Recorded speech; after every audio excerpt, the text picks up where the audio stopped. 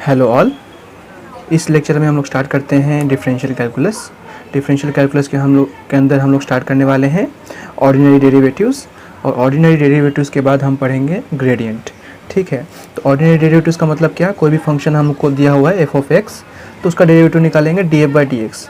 Now D F by D x, what does this derivative do for us?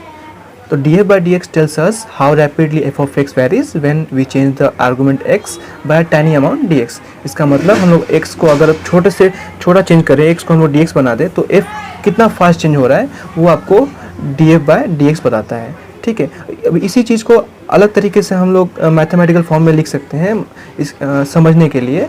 तो मान लीजिए हम लोगों ने लिखा D F is equal to D F, वैसे ये डी एक्स और डी एक्स कैंसिल हो जाता है, तो इसका मतलब क्या है कि D F is equal to D F ही लिखा हो, मतलब ये इक्वेशन करेक्ट है। ठीक है, अभी इस यहाँ पे डी एक्स और यहाँ पे डी एक्स लिखने का एक फ़ायदा है, देखिए क्या है, इसको हम लोग वर्ड्स में कैसे बोलेंगे, if you change x by an amount d x, अगर हम लोग एक्स को डी एक्स से चेंज कर रहे हैं, then f changes by an amount d f, and this df by dx is just an proportionality constant to this equation। मतलब df is proportional to dx, और अगर proportionality का sign हटाएंगे is equal to डालेंगे तो उसके जगह पे एक कांस्टेंट आता है जो कि proportionality constant होता है df by dx। मतलब क्या कि if we change x by an amount dx, then f changes by an amount df, then f changes by an amount df, and this df by dx is just an proportionality constant to this equation। Okay, now geometrical interpretation of df by dx। how do we interpret df by dx geometrically? तो geometrically interpret करने के लिए हम लोग यहाँ पे दो graph बनाया हुआ है। पहले ग्राफ में कैसा है कि f ऑफ x है आपका y एक्सिस पे और x है x एक्सिस पे, और f ऑफ x वेरी हो रहा है in the form of sine theta और साइन x और कोसाइन x का ये जो ग्राफ है जनरल ग्राफ है। ठीक है, और दूसरे वाला ग्राफ कैसा है कि x एक्सिस पे x है और y एक्सिस पे f ऑफ x है, और ये जो ग्राफ हो रहा है ये एक्सपोनेंशियली राइज हो रहा है। तो यहाँ पे देखेंगे कि जैसे जैसे x, अब ये हम लोग राइट हैंड साइड में जाएंगे, इसका मतलब क्या है कि x धीरे धीरे बढ़ रहा है। अगर हम लोग ऊपर नीचे हो रहे हैं, अगर ऊपर हो रहे हैं मतलब क्या है f ऑफ x बढ़ रहा है, और नीचे हो रहे हैं मतलब f ऑफ x घट रहा है। तो हम जैसे जैसे x बढ़ा रहे हैं वैसे वैसे f ऑफ x बढ़ रहा है, और यहाँ पे f ऑफ x घट रहा है। लेकिन ये जो change in f of x है with respect to x, this is very small. हम लोग x चेंज कर रहे हैं तो वैसे वैसे f ऑफ x भी चेंज हो रहा है, लेकिन छोटा छोटा चेंज हो रहा है। जैसे जैसे x चेंज हो रहा है वैसे ही f ऑफ x भी छोटा छोटा चेंज हो रहा है। लेकिन यहाँ पे देखिए हम लोग x बढ़ा रहे हैं, ठीक है, f ऑफ x छोटा चेंज हो रहा है, लेकिन जैसे ही x यहाँ पे पहुँचा तो यहाँ पे देखिए f ऑफ x तुरंत के तुरंत ऊपर बढ़ रहा है। मतलब क्या है, x चेंज हुआ, ये x थोड़ा सा चेंज हुआ तो f ऑफ x ज़्यादा चेंज हो रहा है। इसका मतलब क्या है, यहाँ पे जो df बाई dx है यहाँ पे वो ज़्यादा है as compare to df by dx जो कि यहाँ पे है। ठीक है, यहाँ पे f of x is changing with respect to x, लेकिन df बाई dx जो है वो छोटा है। और यहाँ पे कैसा है, f of x is changing with respect to x, but यहाँ पे जो df बाई dx है वो थोड़ा बड़ा है एज कम्पेयर टू दिस। ठीक है,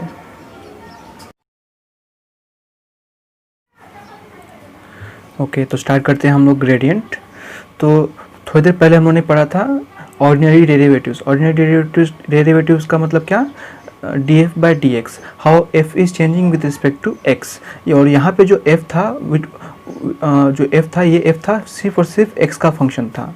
अभी हम लोग ग्रेडियंट में क्या करेंगे, ग्रेडियंट में एक फंक्शन लेंगे, समझ यहाँ पे मैंने लिया है t, वो फंक्शन होगा x y z, तीन वेरिएबल का फंक्शन होगा। और यहाँ पे जो मैंने f लिया था थोड़ी देर पहले ऑर्डिनरी डेरिवेटिव्स में, उसमें f सिर्फ एक ही वेरिएबल का फंक्शन था।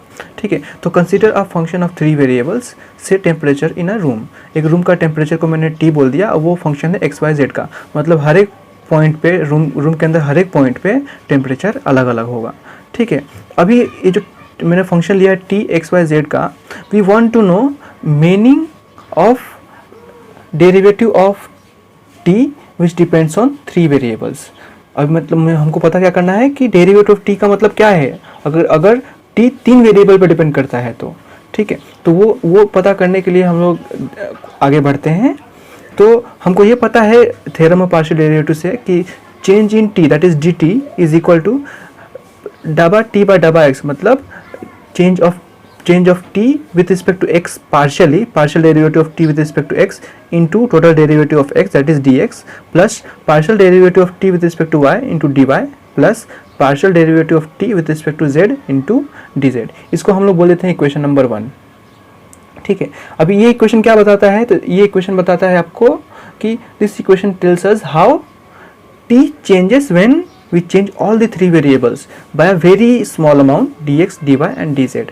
मतलब अगर मैंने x को चेंज किया dx अमाउंट से, y को चेंज किया dy अमाउंट से और z को चेंज किया dz अमाउंट से, तो how this t changes, this equation tells that. Okay, अब ये जो इक्वेशन है, इक्वेशन नंबर 1, इस इक्वेशन को हम लोग अलग फॉर्म में लिखने का ट्राई करते हैं। अलग फॉर्म में लिखा है मैंने यहाँ पे, देखिए, तो इसी इक्वेशन को मैंने यहाँ पे अलग फॉर्म में लिखा है।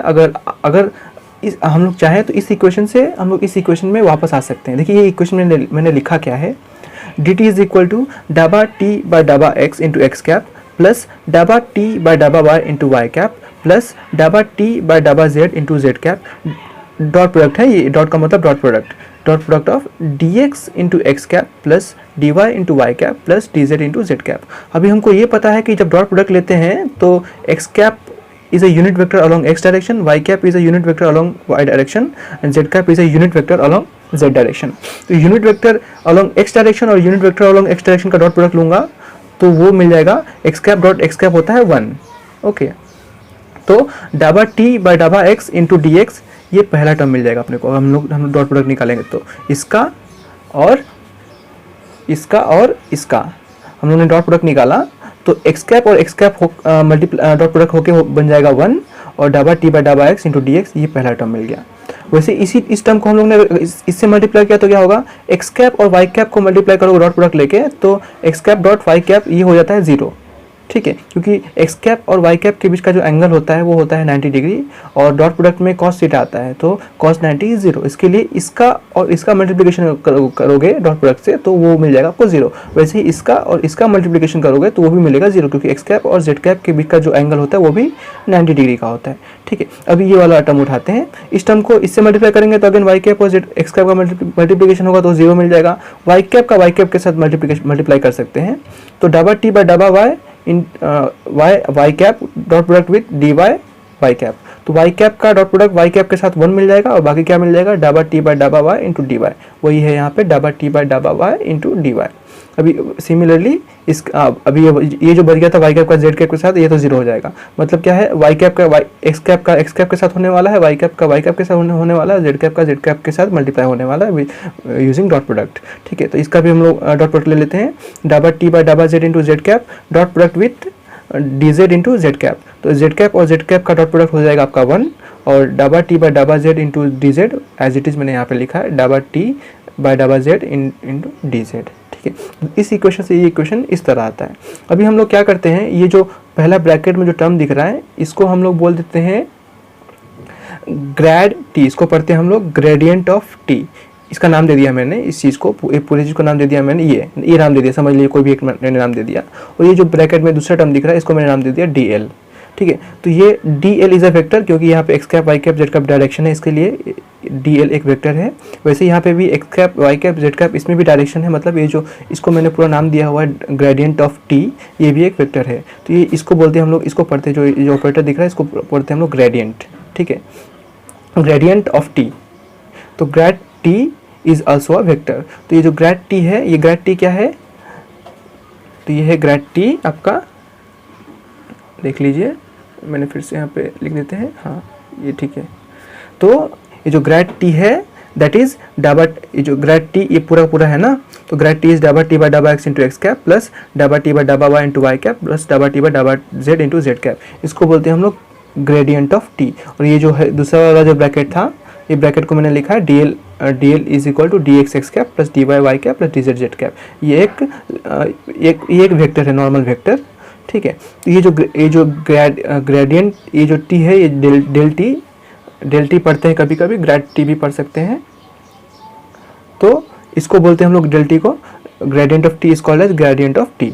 और ये जो ग्रेड टी है it is a vector quantity. क्यों, क्योंकि इसमें x cap y cap z cap है, इस डायरेक्शंस हैं, इसके लिए ये जो ग्रेड टी है ये एक वेक्टर क्वांटिटी है।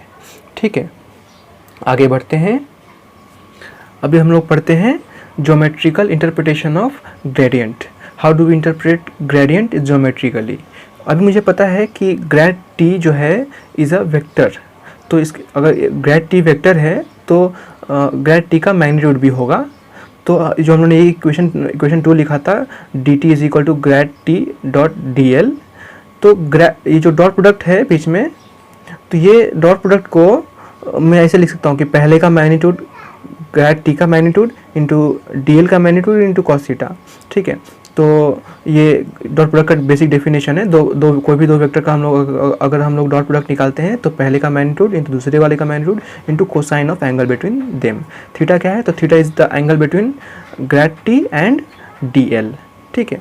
नाउ हम लोग और क्या देख सकते हैं इसमें, तो देखिए ये जो डी टी है, यहाँ पे मैं डी टी लिख देता हूँ, डी टी, ये जो डी टी है, ये डी टी मतलब क्या, change in T.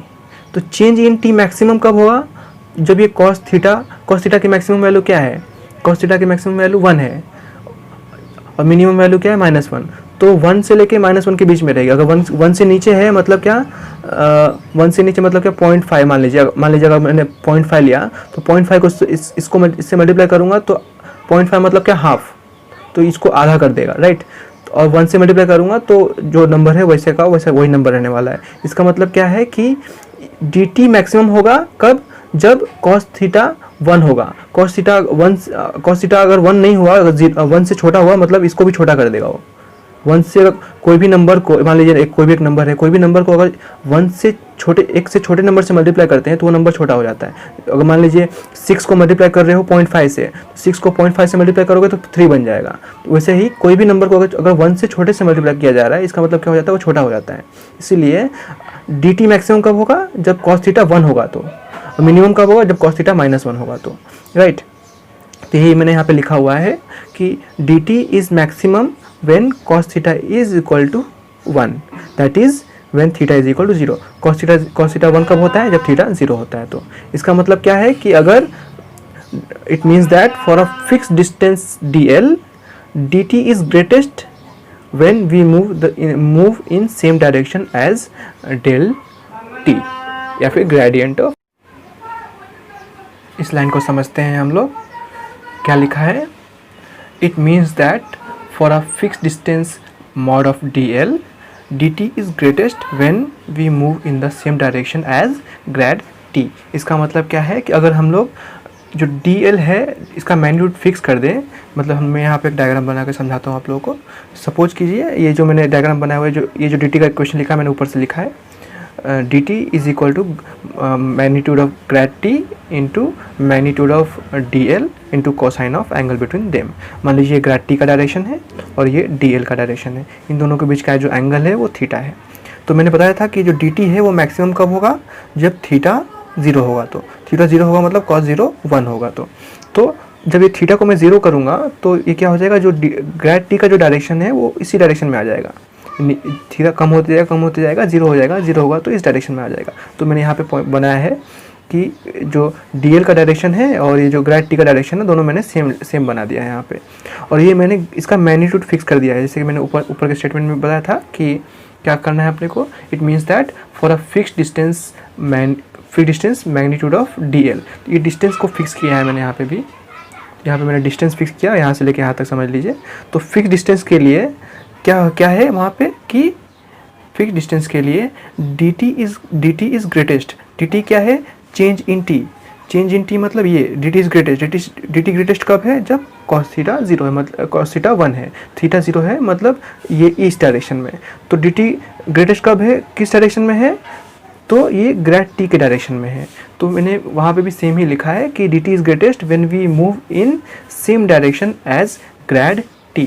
Grade t के अलॉन्ग मूव करेंगे तो dt हम जो चेंज इन टेम्परेचर रहेगा या फिर जो भी फंक्शन लिया जाएगा, यहाँ पे टेम्परेचर लिया गया तो चेंज इन टेम्परेचर रहेगा वो आपका ग्रेटेस्ट होगा, ठीक है। तो ये इसी पॉइंट को यहाँ पे स्टार बना के मैंने यहाँ पे लिखा है। क्या लिखा है, the gradient grade t points in the maximum increase of the function t। तो ग्रेडियंट t का जो डायरेक्शन होगा वो हमेशा किस डायरेक्शन में होगा, जिस डायरेक्शन में जो फंक्शन t होगा वो मैक्सिमम इंक्रीज होगा, उसी डायरेक्शन में ग्रेडियंट t हमेशा पॉइंट करेगा।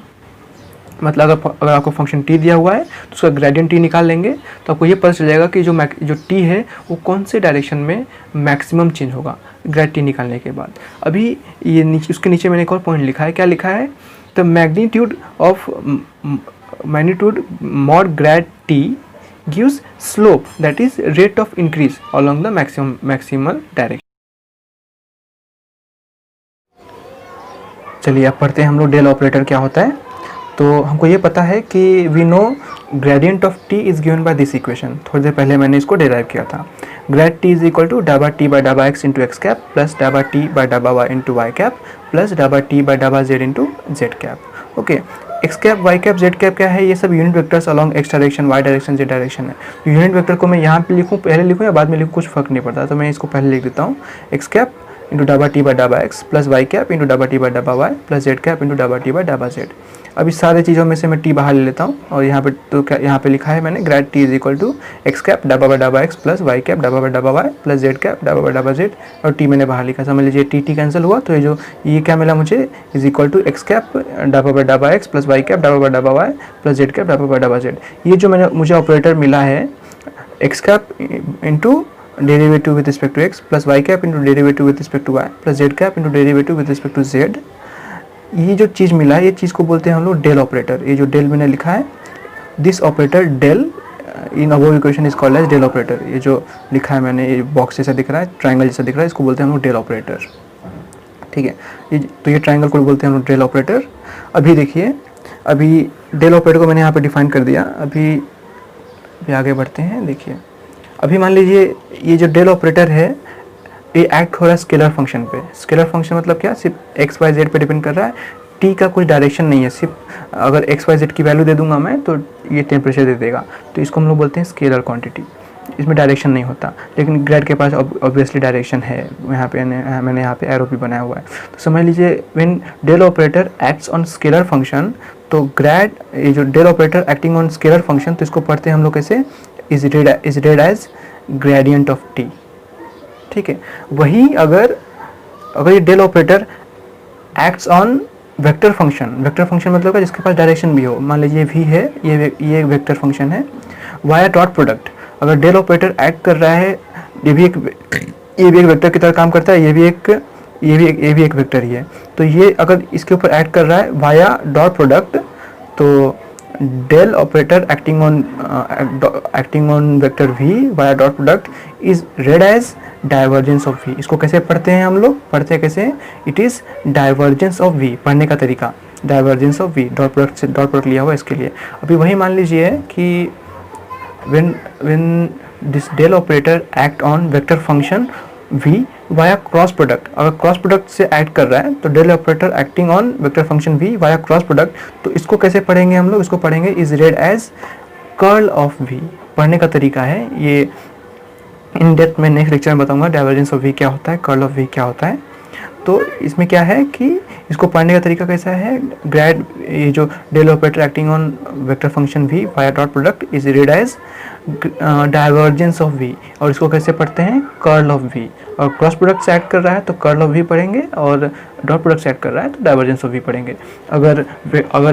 अगर स्केलर फंक्शन पे एक्ट कर रहा है तो यहाँ पे ना डॉट है ना क्रॉस है, क्योंकि यहाँ पे स्केलर है ना, वेक्टर दो वेक्टर के बीच में डॉट प्रोडक्ट या फिर क्रॉस प्रोडक्ट ले जाते हैं. यहाँ पे तो स्केलर है, तो स्केलर फंक्शन पे एक्ट कर रहा है तो इसको पढ़ेंगे हम लोग gradient of t. That's it.